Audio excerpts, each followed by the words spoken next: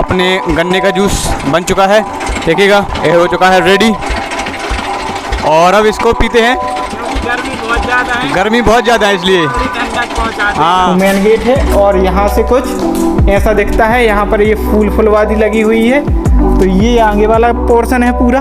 और यहाँ से आप देख सकते हैं से हमारा जो है वो एग्जिट है यहाँ से बाहर निकलने के लिए। तो एग्जिट यहाँ से हम सभी लोग बाहर जाएंगे। और यदि मैं कॉस्ट की बात करूँ तो यहाँ हम लोगों को जो इंडियन को है वो 50 रुपये की टिकट कटती है, और जो विदेशी है उनको 700 रुपये की टिकट कटती है। तो यहाँ दोस्तों तो आप ये मेरे पीछे जैसे देख सकते हैं, ये है वीर सिंह बुंदेला जी की छतरी। यहाँ पर आप मेरे साथ आइए, मैं आपको दिखाता हूँ कि यहाँ पर क्या लिखा हुआ है। तो देखिए यहाँ पर क्या लिखा हुआ है कि वीर सिंह देव जी की छतरी। क्या होता था कि जो मुसलमान राजा अगर मरते थे तो उनका मकबरा बनवाते थे मरने के बाद में, और अगर जो हिंदू राजा मरते थे तो उनके मरने के बाद उनके जहाँ उनको जलाया जाता था उनके ऊपर कुछ मतलब महल टाइप का बनवा देते थे, उन्हें ही हम क्या कहते थे, छतरी कहते थे।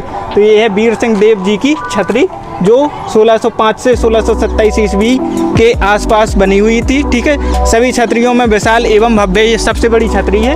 इसका निर्माण महाराजा जुझार सिंह के शासनकाल में 1627 ईस्वी के आसपास में हुआ था। तो आप देख सकते हैं कि ये कुछ ऐसी बनी हुई है। और यहाँ से देखिए आपकी ये सामने जस्ट बेतवा जी का व्यू है, क्या सुंदर नज़ारे हैं, क्या व्यू आ रहा है। और इसी के जस्ट सामने बनी हुई है ये महाराजा वीर सिंह जी देव की छतरी। तो ये आप इसको भी देख सकते हैं बेतवा जी को, ये जस्ट सामने का व्यू है बिल्कुल सामने से। और इनके जस्ट बिल्कुल पीछे ये आपको छतरी दिख रही है, तो आप आसानी से इस छतरी को भी देख सकते हैं। अब चूँकि यहाँ पे ताला लगा हुआ है तो नहीं तो आपको अंदर भी जाके दिखाते, वैसे अंदर दिखा भी सकते हैं गेट के पास से जा कर के।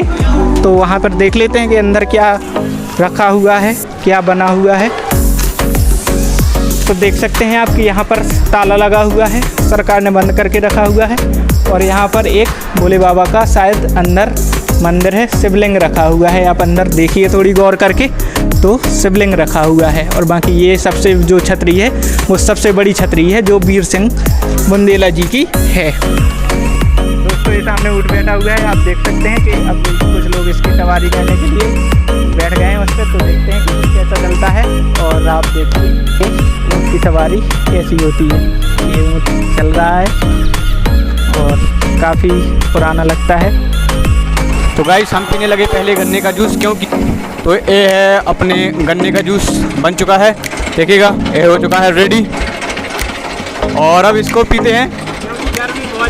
गर्मी बहुत ज़्यादा है इसलिए हाँ। तो अब जो ये स्मारक बना हुआ है आप देख सकते हैं, इसके अंदर चलते हैं और देखते हैं कि यहाँ पर क्या क्या बना हुआ है और क्या क्या यहाँ पर नहीं बना हुआ है। तो चलते हैं और देखते हैं आसानी से। आप देख सकते हैं ये कुछ बगीचे लगे हुए हैं, यहाँ पर गुलाब के पौधे हैं बढ़िया एक नंबर। इस साइड भी लगे हुए हैं। और ये छतरियाँ बनी हुई हैं जो बेतवा नदी के किनारे। और आप देख सकते हैं दोस्तों कि ये खरगोश जो छोटे छोटे हैं दिखाई दिए आपको कि नहीं, अभी पास में जा कर के दिखाते हैं आपको कि खरगोश कैसे हैं। तो ये देखिए आप, दो खरगोश, एक वहाँ है पेड़ के नीचे और ये कि यहाँ बैठा है ये। तो ये देख ले सकते हैं आपकी घास खा रहा है थोड़ी, और ये सब उनकी फलवाजी लगी हुई है।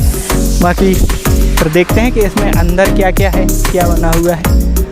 देखो आप दोस्तों देख सकते हैं कि ये सबसे पहले तो ये छतरी बनी हुई है किसकी, महाराजा सुजान सिंह की छतरी बनी हुई है। महाराजा सुजान सिंह की छतरी 1653 और 1672 में इनका निधन हुआ था। और सन 1672 में हुआ था। इनके छोटे भाई एवं यहाँ पर दिखाई नहीं दे रहा है कि क्या लिखा हुआ है। तो इनकी जो छतरी है ये छतरी है महाराजा सुजान सिंह की। अब इसके अंदर देखते हैं कि अंदर क्या बना हुआ है।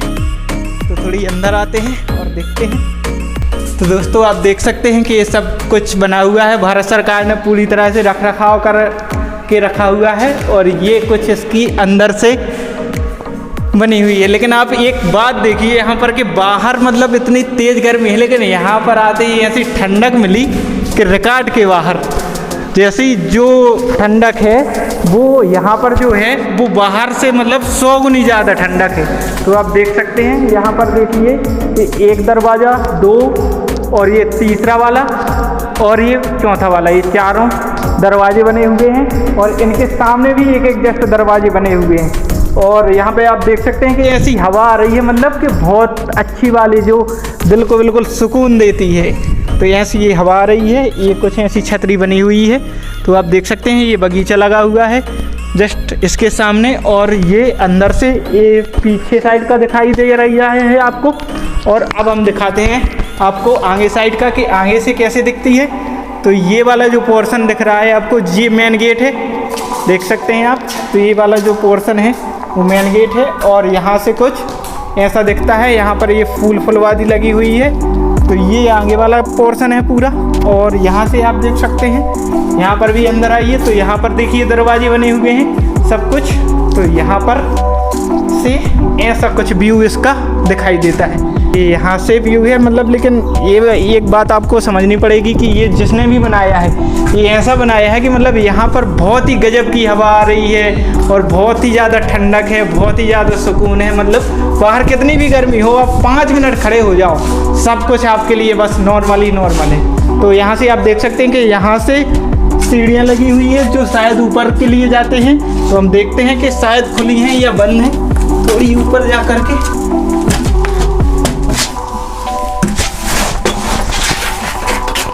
तो दोस्तों आप देख सकते हैं कि यहाँ पर ताला लगा हुआ है, यानी ऊपर का पोर्शन जो है वो बंद करके रखा हुआ है जिससे कोई दिक्कत ना हो, और नीचे का ही पोर्शन केवल खुला हुआ है। छतरी आपको पहले ही बता चुका हूँ कि जो हिंदू राजा जैसे ख़त्म होते थे तो उनको जहाँ पर जलाते थे तो वो उनके ऊपर एक किसी मतलब मकान का निर्माण करवा देते थे, उन्हीं को कहा जाता था छतरी। और जो मुस्लिम राजा होते थे जब वो लोग मरते थे तो उनके लिए भी उनकी जो जहाँ पर वो उन्हें दफनाया जाता था वहाँ पर भी हम क्या करते थे, एक मकान का निर्माण करवा देते थे और उसे हम कहते थे क्या, मकबरा।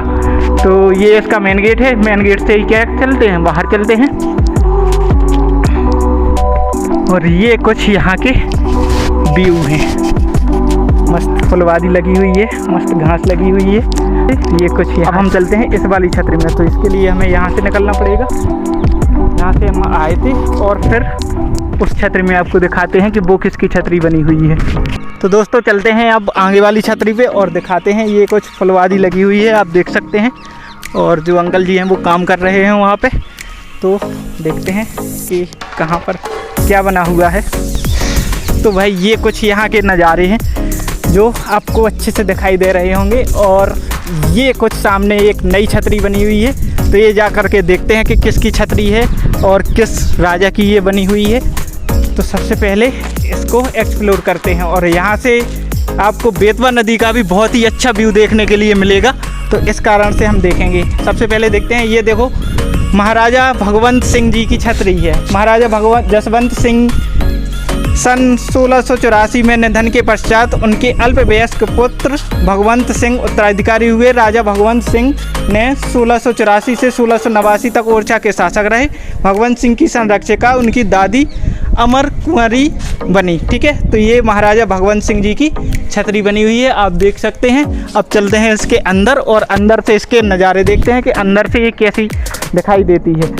तो वो वैसा ही बिल्कुल जैसी वो छतरी बनी हुई थी वैसे ही सेम छतरी यहाँ पे बनी हुई है, बिल्कुल सेम वही स्ट्रक्चर है। ठीक है, और वही जो कलाकारी उसमें की गई थी वही छतरी इसमें भी की गई थी। यहाँ पर देख सकते हैं कि अभी इस साइड भी 2 दरवाजे बने हैं, सामने तरफ भी 2 दरवाजे बने हुए हैं, पीछे तरफ भी 2 दरवाजे बने हुए हैं और इस तरफ भी 2 दरवाजे बने हुए हैं। तो आप देख सकते हैं कि यहाँ पर जो छतरी है वो कुछ इस प्रकार से दिखती है। और यहाँ से ये आप देख सकते हैं कि ये सामने से जस्ट बेतवा जी का सुंदर सा व्यू है। मतलब क्या नज़ारा है, क्या कहें इसके लिए कि मतलब अद्भुत।